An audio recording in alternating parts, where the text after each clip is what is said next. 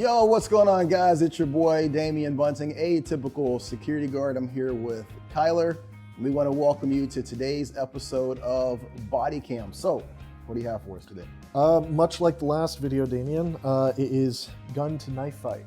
Okay. So it's going to be another situation of police reacting to someone with a knife. My favorite. So, but the conditions are going to be a little bit different now. Okay, So, all right, we'll see what we got. Yep. It's nighttime. And everyone knows time of day makes a difference. Time of day.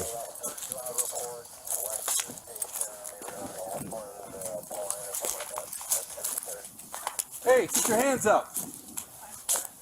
My man, put your hands up. So for context, there was a stabbing in this apartment complex. Okay. And police were called. Okay. So whenever the police were called, they drove around the area and they went to the place of the suspected stabbing, and they said a man with a backpack stabbed someone and ran into the park. Okay. And now they're in the park and they're finding this lone guy in the middle of the park hiding behind a bush. Let me guess. Wearing a backpack. With a backpack hidden in the bush. Okay, here we go. Put your hands up. Let me just say this. Shout out to police officers. Like, they catch a lot of flack. But imagine being in a situation where they've told you, hey, someone was just stabbed. The guy ran that way. And here it is, whatever time of night, or 1 in the morning. this could be 1 in the morning, 1:30 right? in the morning. And you're literally just walking towards this lone guy. Like this, I'm creeped out and I'm sitting behind the computer This screen. looks like a boss fight. It does, in a it does. Video game, Yeah. You know, oh, terrifying. Put your hands up. Hands up now. Put your hands up. You understand? Put your hands up. Michael Myers over here. Hands up. Don't be reaching for nothing. Don't. Don't you reach for nothing. Oh no, oh no, Put your hands up. Ooh. oh your no, hands He's up. hiding his hand in Oh, the bag, no. walking towards them with the bag in his oh hand. no. Not saying anything. Nope.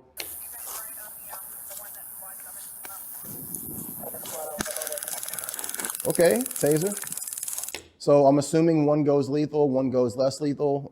You've got a secondary officer. Look at that. And you can see the huge knife That's in like this a guy's kitchen hand. knife. Stick out that knife. Yep. Taser. Put the knife down. Drop the That's a big guy. Yeah. Yeah, he's eating this taser. knife. Drop it. Yo, first off, he took the taser like a champ, number one. And 2 he's- tasers. He's got the Michael Myers knife right now, and he's running full speed towards this female cop. That's terrifying. Oh my gosh, dude. No way. What are you waiting on? Let it go. No. Get out the way. What are you doing? Oh my God.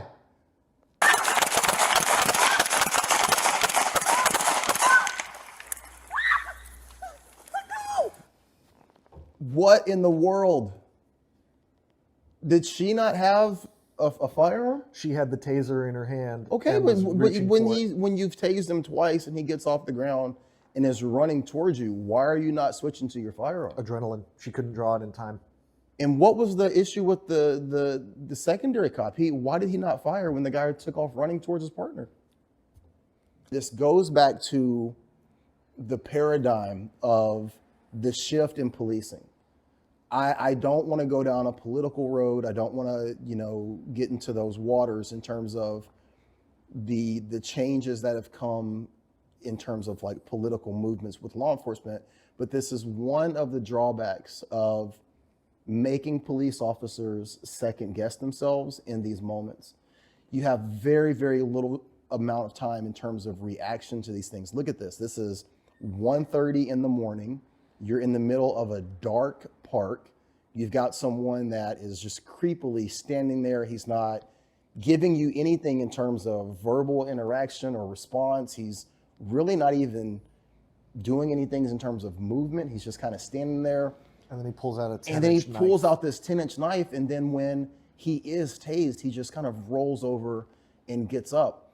The officer who is the cover officer with what I'm assuming would have had his lethal out had every potential opportunity to have shot this individual before, potentially before he got to the female officer. And the female officer, she's looking directly at him. You have every right to switch to your sidearm. But again, I think that a lot of times in today's day and age, police are maybe second guessing themselves and maybe taking a little bit more time before they make certain decisions based on the political nature of maybe the people they're dealing with. What do you think?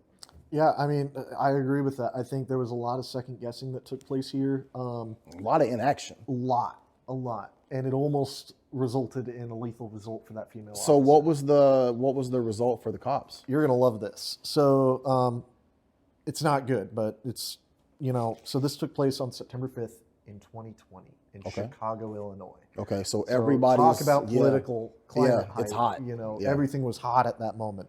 So the police responded to a stabbing. The suspect was reported as DOA by EMS, obviously. They mag dumped into the guy. Yeah. The officers were cleared after an investigation.